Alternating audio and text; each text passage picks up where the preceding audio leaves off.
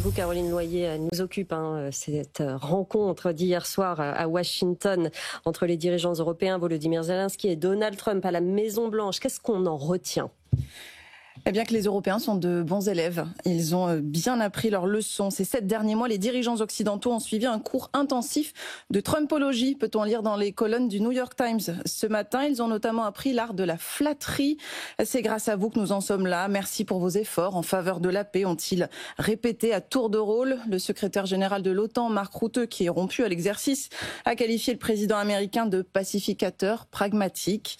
Mais celui qui semble avoir tiré le plus d'enseignements, c'est bien Volodymyr Zelensky. On l'a constaté dès son arrivée. Le président ukrainien, à qui on avait reproché en février de ne pas porter de costume à la Maison-Blanche, avait troqué son t-shirt kaki pour un ensemble veste-chemise noire. Et cela n'a pas échappé à Donald Trump. J'adore, regardez-vous, lui a-t-il lancé en l'accueillant.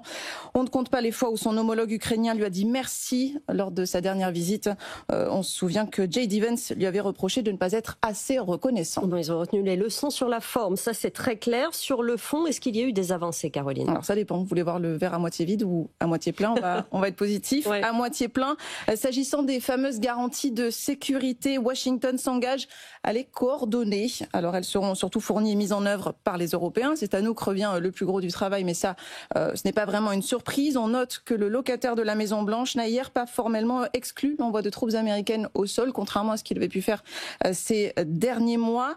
Pas plus d'informations à ce stade, pas plus de précisions non plus concernant une éventuelle protection similaire à celle prévue par l'article 5 de l'OTAN que Trump offrirait à l'Ukraine. Les garanties de sécurité seront formalisées d'ici 10 jours par les alliés. C'est ce qu'indique Volodymyr Zelensky. Est-ce que le cessez-le-feu existe encore ?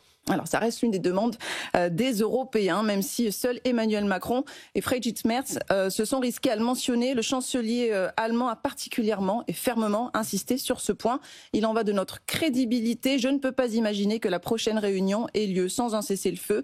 Travaillons en ce sens et essayons de mettre la pression sur Vladimir Poutine. C'est ce qu'il a déclaré. On a senti tout de suite un malaise dans la salle. Donald Trump, qui apparaissait souriant, détendu jusque-là, s'est immédiatement crispé. Il s'est empressé d'affirmer que les 6 accords de paix qu'il avait déjà négociés n'incluaient pas de cessez-le-feu. Alors factuellement, c'est faux, mais personne autour de la table n'a osé le contredire. Les échanges ont ensuite repris comme si de rien n'était. Oui, on a besoin de Donald Trump, c'est ce que disait Adina Revol tout à l'heure sur cette antenne. Et puis l'épineux sujet des concessions territoriales n'a pas été évoqué. Non, pas question pour les Européens de prendre des risques. Leur objectif, au-delà de tenter d'obtenir des engagements de la part de Donald Trump, c'était surtout de ne pas le braquer. Le président américain se prononce en faveur d'échanges de territoires depuis plusieurs jours, plusieurs semaines. Mais ce n'est pas vraiment de cela qu'il s'agirait. Selon plusieurs sources, Vladimir Poutine chercherait à s'emparer par le biais de négociations de territoires que ses troupes n'ont pas réussi à conquérir jusqu'ici, notamment dans la région du Donbass. Le sujet est donc plus qu'épineux. Volodymyr Zelensky a préféré s'abstenir de tout commentaire hier. Le président ukrainien qui se dit prêt à une rencontre avec Vladimir Poutine, qui serait organisée par Donald Trump. Mais les positions des dirigeants ukrainiens et russes sont toujours difficilement conciliables. La rencontre d'hier était donc globalement positive. Reste que le plus difficile reste à venir. Merci beaucoup, Caroline Loyer.